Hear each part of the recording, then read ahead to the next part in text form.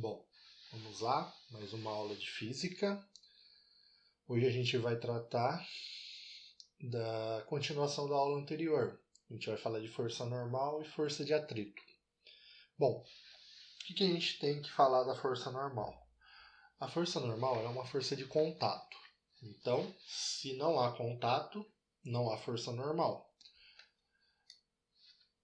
Pense nesse objeto como se ele estivesse empurrando o solo. Então ele está fazendo uma força para baixo, está aqui de vermelho, e a gente tem a reação do solo.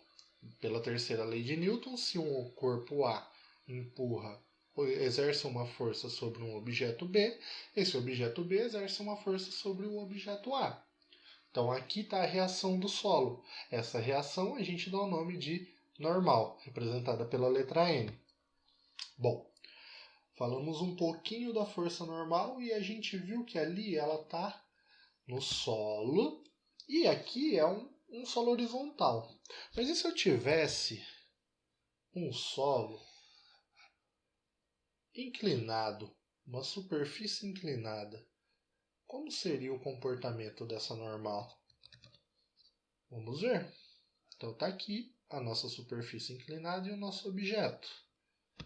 Bom, primeiro de tudo, a gente tem sempre uma força que vai sempre apontar para baixo.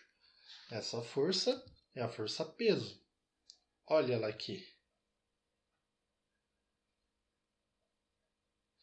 E a nossa normal, ela sempre será perpendicular à superfície de contato. Isso é muito importante.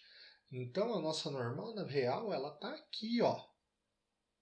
Muita gente acha que ela está aqui, seguindo o peso, mas não. Ela está aqui. Outra coisa relevante, galera. Se eu tenho um plano inclinado, quer dizer que meu sistema de eixo também está inclinado. Então aqui eu teria o eixo X e aqui eu teria o eixo Y. Ah, por que você está falando isso? Cara, pensa no seguinte. A normal, ela não é a reação do peso. Lembram que eu falei para vocês que a normal não é a reação do peso? Aqui fica muito claro isso. Olha como esses vetores são diferentes. O vetor parecido com a normal estaria aqui. E aqui eu teria um outro vetorzinho. Ah, mas o que são esses vetores? A decomposição do nosso peso. Olha o peso sendo decomposto. Está totalmente fora aqui, mas é uma decomposição. Então, aqui a gente tem esse sisteminha. Aqui eu posso chamar de peso Y, porque é a representação do meu eixo Y. E aqui meu peso X, que é a representação do meu eixo X. Bom, legal. Agora a gente vai falar de algumas situações envolvendo a força normal, que são os elevadores. Para resolver isso, galera, é importante entender o seguinte: diagrama de forças. Isso é muito importante na dinâmica e vai ser muito importante na eletrostática. O que é o diagrama de forças? É separar o corpo de estudo, eu separo ele como sendo um único pontinho, e desenhar sobre ele todas as forças que agem sobre ele. Então, por exemplo, aqui, eu sei que esse carinha, ele tem uma massa. Portanto, ele tem um peso.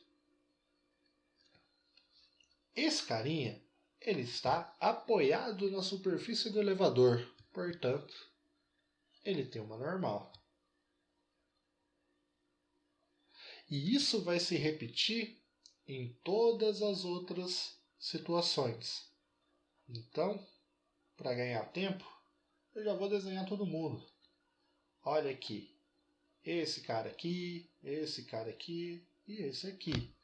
Vamos desenhar os pesos deles e em seguida as suas forças normais. Então, esse é o peso. Ops. Meu Deus. Pronto. Aqui eu tenho outro peso. E aqui eu tenho mais um peso. E todas as normais. Normal, normal e normal. Sempre perpendicular à superfície, hein?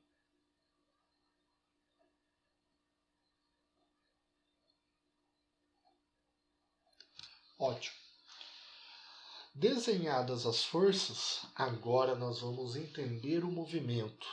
Vamos pensar o seguinte, eu vou adotar que para cima sempre vai ser positivo.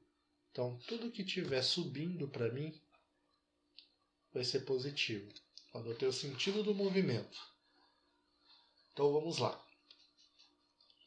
Se o meu objeto está em MRU, significa que ele tem uma velocidade constante. Se a minha velocidade é constante, significa que a minha aceleração é zero. Pela segunda lei de Newton, eu sei que força resultante é igual a massa vezes uma aceleração. Se a minha aceleração é nula, força resultante é zero. Só que força resultante é a soma das forças. Então vamos pelo nosso sentido. Quem está para cima, anormal, positiva. Peso, para baixo, sentido oposto, negativo. Peso menos anormal é zero. Portanto, o nosso peso é igual à nossa força normal num movimento de subida ou de descida uniforme, sem alterar a velocidade. Pronto, olha a formulinha surgindo, entendendo o movimento. Agora, a gente vai admitir que o nosso elevador está subindo acelerado. Se ele sobe acelerado, eu tenho uma aceleração A para cima. Galera, é só aplicar a segunda lei de novo. Segunda lei de Newton.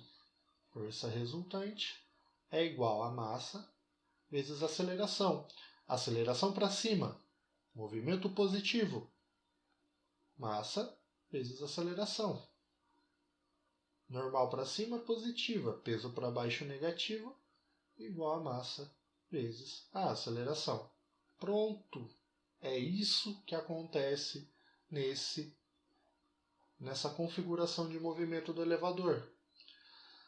Descendo acelerado, aceleração para baixo. Se a aceleração está para baixo, ela é negativa. Então, quando a gente aplica a nossa segunda lei de Newton, a gente tem que força resultante vai ser igual a menos a massa vezes a aceleração. Ah, por que menos? Porque a aceleração é negativa. Então, para não ficar m vezes menos a, eu posso colocar menos ma. Força resultante, normal para cima, positiva. Peso para baixo, negativo. Igual a menos ma. Ai, tá feio isso aqui. Multiplica por menos 1. A normal passa a ser menos a normal. O peso passa a ser positivo. Então eu posso falar que peso menos a normal é igual menos com menos, mais. Só invertir. Olha a terceira configuração surgindo. Terceira formulinha. Não preciso decorar a fórmula. Preciso entender o movimento. Se eu entendo o movimento, a fórmula sai naturalmente. Queda livre. Movimento de queda livre. Aceleração para baixo, já que está caindo. Olha ela aqui. Mas quem é essa aceleração na queda livre? Nossa querida e amada gravidade. Então, é só aplicar a segunda lei novamente.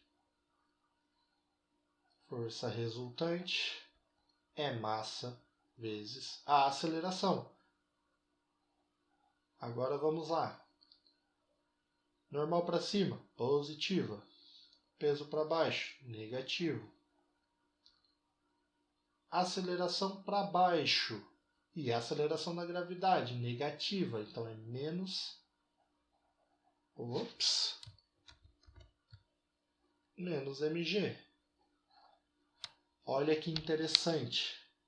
Nós vimos nas aulas anteriores que o peso é a massa vezes a gravidade. Portanto, menos o peso é menos a massa vezes a gravidade. E a normal? Ficou de escanteio. Significa que nesse caso a nossa normal é zero. Em queda livre não há contato com a superfície do elevador. Então, nós temos aqui que peso, se eu multiplicar tudo por menos 1, é igual a massa vezes a gravidade. Isso é uma verdade. Temos aqui todas as 4 configurações do elevador, subindo ou descendo em movimento retilíneo uniforme, subindo acelerado, descendo acelerado e em queda livre. Ah, mas e se eu tiver meu elevador subindo desacelerado? É só você analisar o sinal. Descendo desacelerado, só analisar o sinal. O que importa é entender o movimento, entender as forças e o sentido do movimento. Bom, feito isso, a gente vem aqui para a nossa força de tração. Tração, galera. O que é tração? A tração é um tipo de força que a gente tem em fios inextensíveis. Em fios, perdão. Na verdade, ele não precisa ser inextensível. Para a gente vai tratar de fio ideal. Agora sim, são fios inextensíveis, ou seja, eles não esticam aumentando de tamanho ou diminuindo de tamanho. Inextensível. A massa é desconsiderada, sem massa.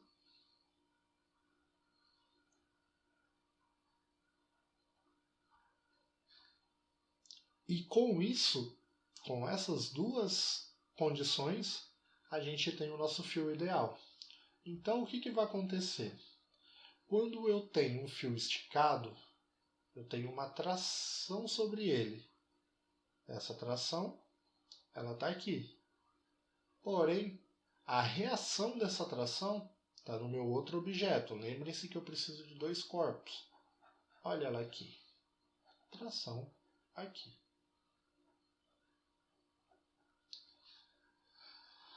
Esse é um exemplo da gente estar usando a tração. Quando a gente puxa 2 objetos, prende 2 objetos.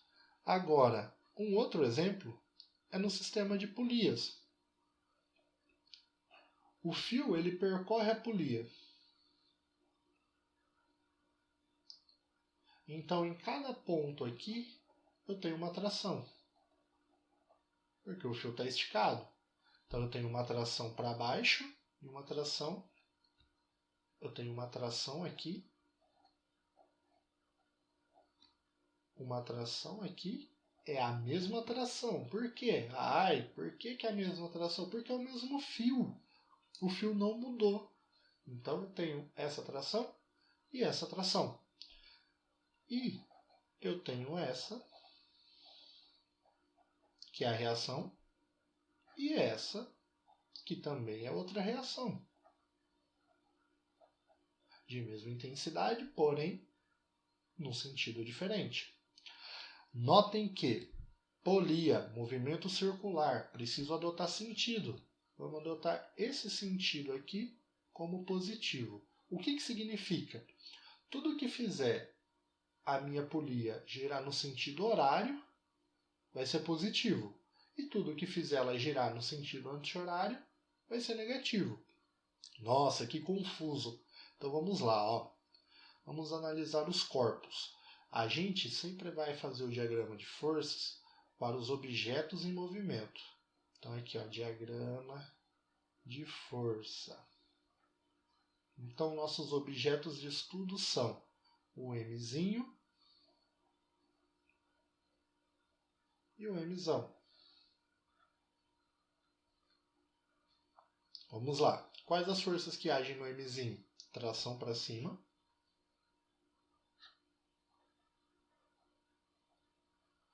E no Mzão? Tração para cima. O que mais que eu tenho? Peso. Peso do Mzinho. Peso do Mzão.